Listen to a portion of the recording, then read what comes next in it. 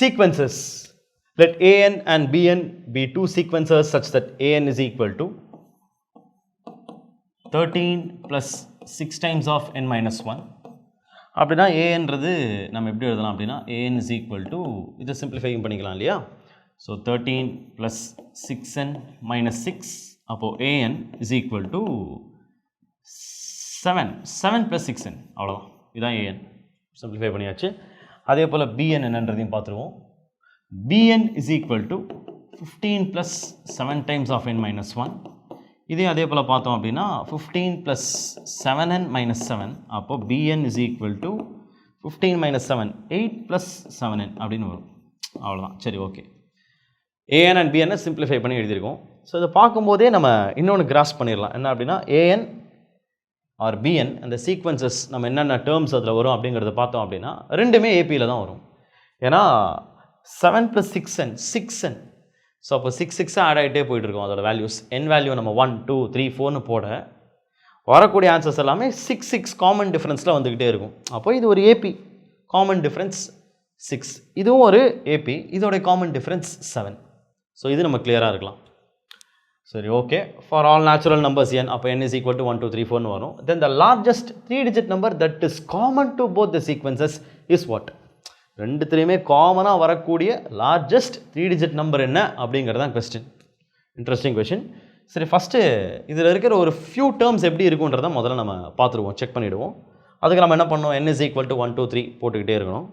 So பார்ப்போம், n is equal to 1 2 3. First an இதுக்கு try பண்ணலாம். n equal to 1 நம்ம போட்டு பார்ப்போம். n equal to 1 போட்டோன்னா 7 plus 6 into 1 13.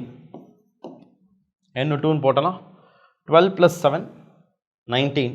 இல்லை சிம்பிள், அப்படியே 6 ஆட் ஆகிட்டே போயிட்டே இருக்க போகுது. அவ்வளோதான். ஃபஸ்ட்டு ஒரு ஃபியூ டேர்ம்ஸை நம்ம கேதர் பண்ணிவிடுவோம். இது ஒரு 13 19 ப்ளஸ் ஒரு 6 பண்ணினோன்னா 25 plus 6 31 plus 6 37 plus 6 43 plus 6 49 plus 6 65. இது அப்படியே போயிட்டே இருக்கும். ஓகே, அது வரைக்கும் தான் ஸ்பேஸ் இருக்குது, அது வரைக்கும் எழுதிட்டேன். சரி, கீழே இங்கேயும் வந்து பார்ப்போமே. 8 plus 7n, இங்கேயும் நம்ம அதே ப்ராசஸை பண்ணுவோம். n equal to 1னா இது 15 ஆகிடும். 8 plus 7 into 1 15. ஸோ அப்படியே இது ஒரு 7 ஆட் ஆகிட்டே இருக்கும். 15, அடுத்தது 22, அடுத்தது 29. நான் ப்ளஸ் 7 பண்ணிக்கிறேன், அவ்வளோதான், வேறு எதுவும் இல்லை. ப்ளஸ் 7 பண்ணினோன்னா 36 43. அவ்வளோதான், முடிச்சிட்டோம். சக்ஸஸ். ஸோ ஃபஸ்ட்டு டேர்மே ரெண்டுத்துலேயும் காமனாக வருது 43 தான். ஸோ 43 நம்ம ஸ்பாட் பண்ணிட்டோம். அதுதான் ரெண்டு ஏபிலையுமே வரக்கூடிய ஃபஸ்ட்டு காமன் டேர்ம் 43. சரி, ஓகே, எஸ். பட் கொஷின் என்ன அப்படின்னா ரெண்டுத்துலேயுமே வரக்கூடிய லார்ஜஸ்ட் 3-digit நம்பர் எது அப்படிங்கிறது கேட்குறாங்க. ஸோ இப்போ ஃபஸ்ட் டேர்மை தான் கண்டுபிடிச்சிருக்கோம், அது ஒரு 2-digit நம்பர் 43. இனிமேல் அடுத்தடுத்த டேர்ம்ஸ் என்ன வரும் அப்படிங்கிறத கண்டுபிடிச்சி லார்ஜஸ்ட் 3-digit நம்பரும் கண்டுபிடிச்சிட்டோன்னா அதான் ஆன்சர். இப்போ நம்ம நோட் பண்ண வேண்டிய விஷயம் என்னென்னா ஃபர்ஸ்ட் அண்ட் செகண்ட் ரெண்டுமே ஏபிஸ். இதோடைய காமன் டிஃப்ரென்ஸ் 6, இதோடைய காமன் டிஃப்ரென்ஸ் 7. இது 6 ஆட் ஆகும், இது 7 ஆட் ஆகும். இப்போது 43ல் ரெண்டு பேருமே கோயின்சைடாக இருக்காங்க. இந்த ரெண்டு சீக்வன்சஸுமே 43ல் ஒன்றா வந்திருக்காங்க. இப்போ எப்படி இங்கே 43லேருந்து 6 ஆட் பண்ண போகிறோம், கீழே 43லேருந்து 7 ஆட் பண்ண போகிறோம். திரும்ப மறுபடியும் ரெண்டு பேரும் எங்கே ஒன்றா சேருவாங்க அப்படின்னா 6ஓட மல்டிப்பிளும் 7ஓட மல்டிப்பிளும் எங்கே ஒன்றா சேருதோ அந்த இடத்துல அந்த டேர்மும் ஒன்றா சேர்ந்துடும். அப்போ 6ஓட மல்டிப்பிளும் 7ஓட மல்டிப்பிளும் காமனாக எங்கே மீட் ஆகும்? அதோட எல்சிஎம்மில் மீட் ஆகும். 6 and 7 எல்சிஎம் என்ன? LCM of 6 and 7 42.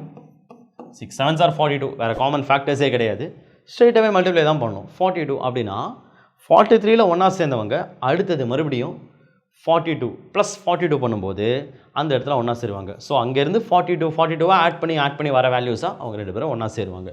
இவ்வளோ தான் ஐடியாவே, ரொம்ப சிம்பிள். ஸோ அப்படி பார்க்கும்போது நம்ம என்ன கண்டுபிடிச்சிடலாம் அப்படின்னா இதுலேருந்து காமன் டேர்ம்ஸ் என்னவா இருக்கும்? ஸோ 43, அடுத்தது ஒரு 42 டேர்ம்ஸ். ஸோ காமன் இது வந்துட்டு ப்ளஸ் 42 போயிட்டே இருக்கும். காமன் டிஃப்ரென்ஸ் வந்து 42 போயிட்டே இருக்கும். அப்போ அடுத்தது என்ன வரும்? 43 + 42 நம்மளுக்கு என்ன வரும்? 85 வரும். திரும்ப ப்ளஸ் 42 127 வரும். அப்படியே போயிட்டே இருக்கும். ஸோ இந்த சீக்வன்ஸில் வரக்கூடிய லார்ஜஸ்ட் 3-digit நம்பர் எது அப்படிங்கிறதான் கேட்குறாங்க. ஸோ இனிமேல் நம்ம அந்த பழைய ரெண்டு ஏபிஸை மறந்துடலாம், அது இனிமேல் நமக்கு தேவையே இல்லை. அது ரெண்டுத்துலேயும் இருக்கிற காமன் டேர்ம்ஸ் மட்டும்தான் தேவை, அதான் இந்த டேர்ம்ஸ். இப்போ இது போய் முடியக்கூடிய கடைசி 3-digit நம்பர் எது அப்படிங்கிறது தான் கொஸ்டின். சரி, ஓகே, எஸ். இதே நம்ம ரொம்ப சிம்பிளாகவே கிராப் பண்ணிடலாம். சரி, இப்போ இதில் காமன் டிஃப்ரென்ஸ் எப்படியும் பார்க்கும்போது நம்மளுக்கு 42 தெரிஞ்சிருச்சு. அவ்வளோதான். ஓகே. ஸோ அப்போது ஃபஸ்ட் டேர்ம்லேருந்தே ஆரம்பிச்சிடலாமே. ஃபஸ்ட் டேர்ம்ன்றது என்னது? இந்த காமன் டிஃப்ரென்ஸை வச்சு நம்ம எழுதுவோம். காமன் டிஃப்ரென்ஸை இன் டேர்ம்ஸ் ஆஃப் காமன் டிஃப்ரென்ஸாகவே நம்ம எழுத ட்ரை பண்ணோன்னா இது 43, அதாவது 42 + 1. இது 85. 85ன்றது 2 டைம்ஸ் ஆஃப் 42 + 1. இது 127. 3 டைம்ஸ் ஆஃப் 42 + 1. இதுதான் ஏபிஏ.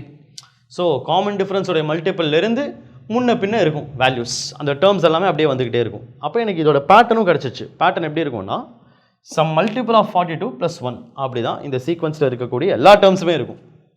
அப்போது கண்டிப்பாக அந்த கடைசி நம்பர் அப்படி தான் இருக்கலாம். கடைசி நம்பர் 3 டிஜிட் நம்பராக இருக்கணும், லார்ஜஸ்ட் 3 டிஜிட் நம்பராக இருக்கணும். ஸோ லார்ஜஸ்ட் 3 டிஜிட் நம்பர் எந்த ஃபார்மேட்டில்?